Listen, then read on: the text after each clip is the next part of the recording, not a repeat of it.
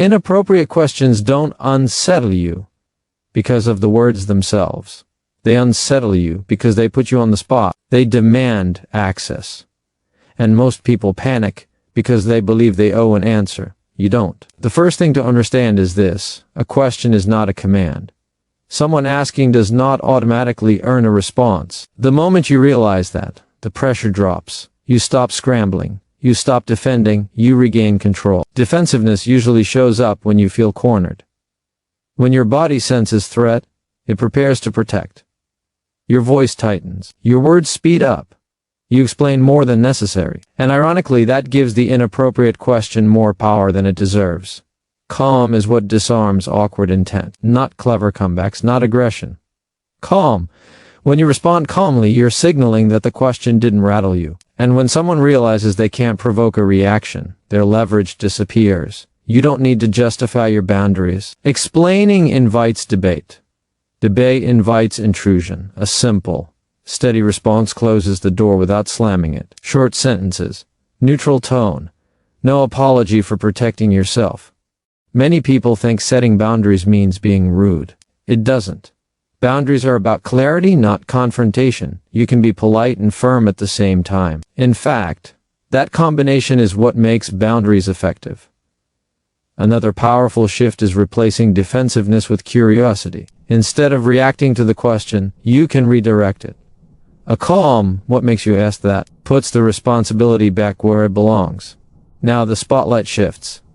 You're no longer the one being examined. Silence is also a response. When an inappropriate question hangs in the air unanswered, it often reveals itself. People become aware of what they just asked. The pause does the work for you. Tone matters more than content. You can say very little and still communicate a lot. A steady voice tells people you are comfortable with your limits.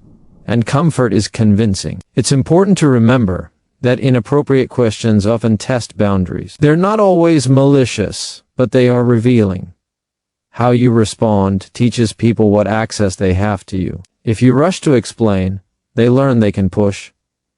If you stay calm and clear, they learn where the line is. You are not responsible for making others comfortable at the expense of your own. That belief is what traps people into oversharing and regret. Respect begins when you respect yourself first. Responding without defensiveness doesn't mean suppressing emotion. It means choosing not to let emotion drive the response. You acknowledge the moment without surrendering control. When you stop reacting and start responding, the dynamic shifts.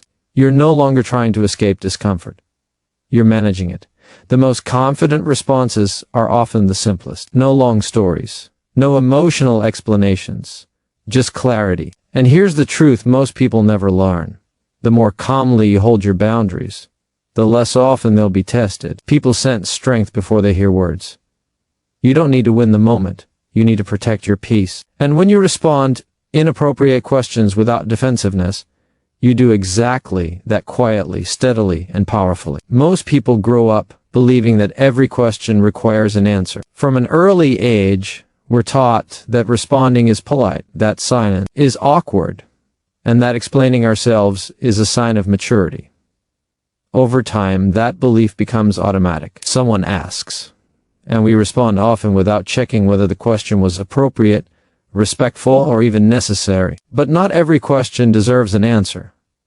And learning that changes how you experience conversations entirely. A question can be framed as curiosity, but it can also be a form of control. Some questions are designed to gather information, others to provoke emotion, test boundaries, or gain leverage.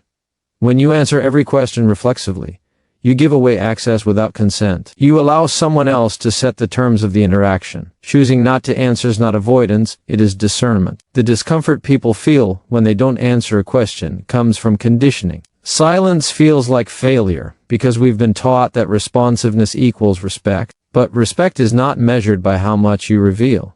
It's measured by how well you protect what matters to you. You are not obligated to expose your thoughts, history, or personal life simply because someone asks. Answering inappropriate questions often leads to defensiveness. You explain too much, justify your choices, or rush to sound reasonable. In doing so, you hand over emotional control. The question dictates your state.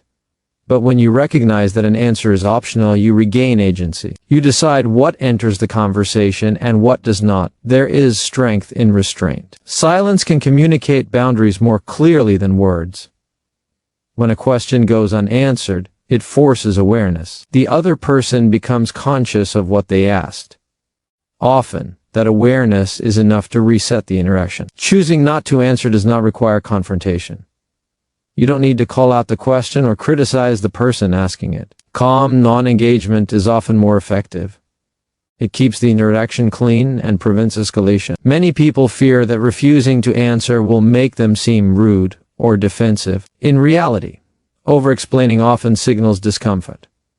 A calm pause or a brief redirection signals confidence. It shows that you are comfortable with your limits. Not every question deserves an answer because not every question is asked with respect.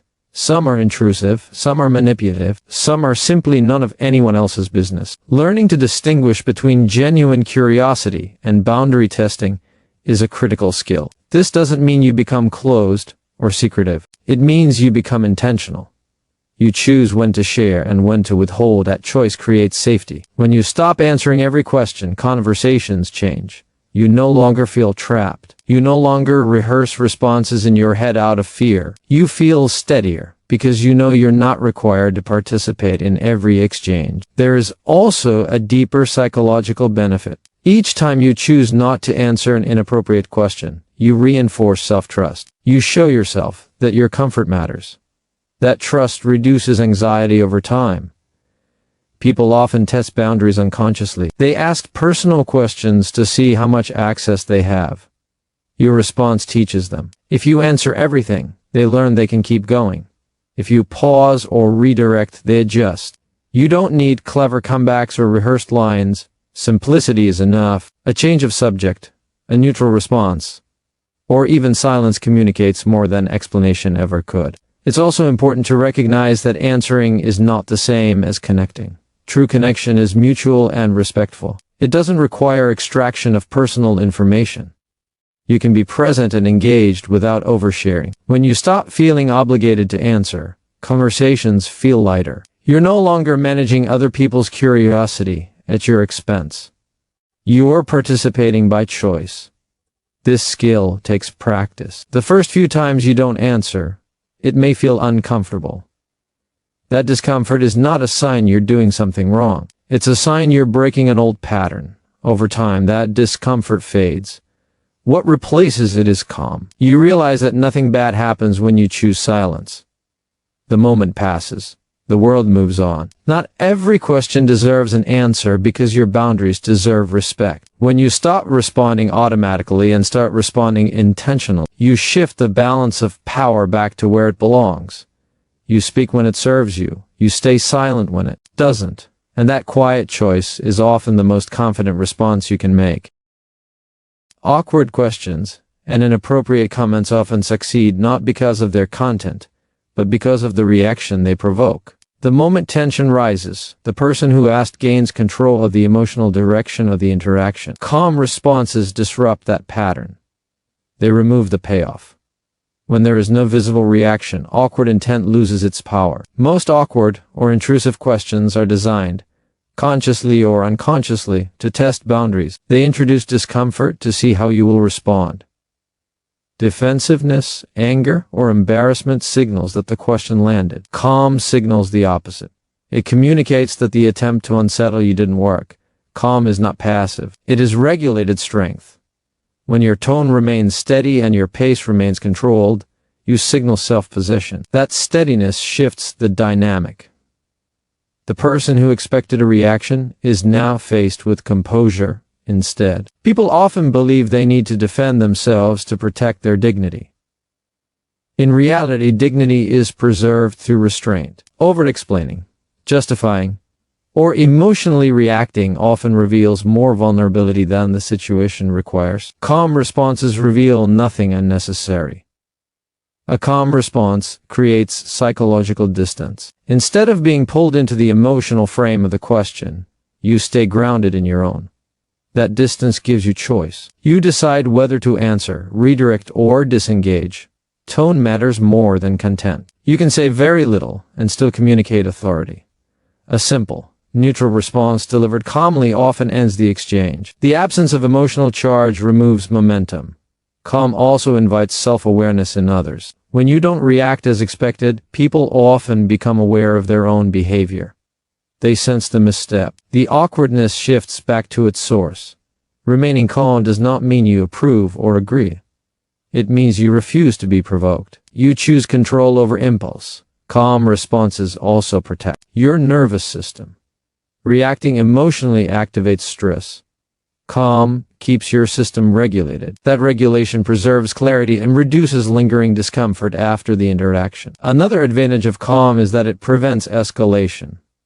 Defensive reactions often invite follow-up questions or challenges. Calm responses close the loop. There's nothing to push against. Calm communicates boundaries without confrontation. You don't need to announce limits loudly for them to be effective. A composed demeanor often communicates limits more clearly than words. People who remain calm in awkward moments are often perceived as confident, not because they dominate, but because they are not destabilized.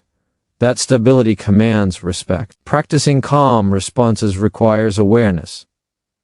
The impulse to react is automatic. Calm is a choice made in the moment. It begins with slowing your breath, softening your posture, and speaking deliberately. Calm responses also allow time. Time to think, to choose, to decide how much access you want to give.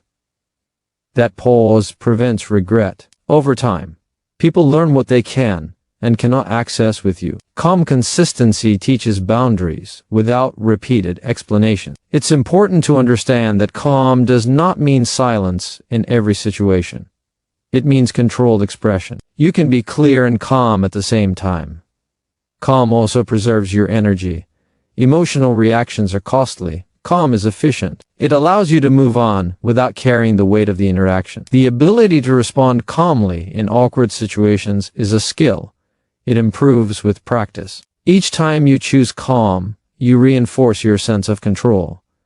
Awkward intent relies on emotional disruption. Calm removes that disruption. Without reaction, the question loses its edge. When you remain calm, you don't just protect yourself. You set the tone for the entire interaction. Calm becomes the dominant energy. Over time, this changes how people engage with you. They approach with more respect. They test less. They adjust. Calm responses disarm awkward intent because they deny it fuel. They maintain dignity without explanation. They protect boundaries without conflict, and they allow you to stay grounded, present, and in control no matter what is asked. Many people believe that boundaries must be justified to be valid. They feel compelled to explain their reasons, offer background, or provide context so that others will understand and accept their limits. This belief turns boundaries into negotiations. But boundaries are not requests. They are statements of what you will and will not engage with. They do not require explanation to be legitimate. The urge to explain often comes from fear. Fear of being misunderstood. Fear of appearing rude. Fear of disappointing others. So people soften their boundaries with long explanations, hoping to make them more acceptable. Ironically, this often weakens the boundary. The more you explain, the more room you create for debate, persuasion, and pushback. Explanation invites negotiation. When you give reasons, you hand someone material to argue with. They can question your logic, minimize your feelings, or suggest alternatives. What began as a clear limit becomes a conversation about whether that limit is reasonable. Boundaries lose their strength when they require approval. Setting a boundary without explanation is not cold or dismissive. It is clean. It communicates certainty. A simple, calm statement establishes where the line is without creating emotional friction. The clarity itself does the work. Many people mistake explanation for kindness. They believe that sparing feelings requires over-clarifying. But clarity is often kinder than over-accommodation. It prevents confusion. It prevents resentment. It sets expectations early. Boundaries also protect relationships. When limits are clear, people know how to interact with you. When boundaries are vague or constantly explained away, misunderstandings grow. Resentment builds quietly. There is also a psychological component. Each time you set a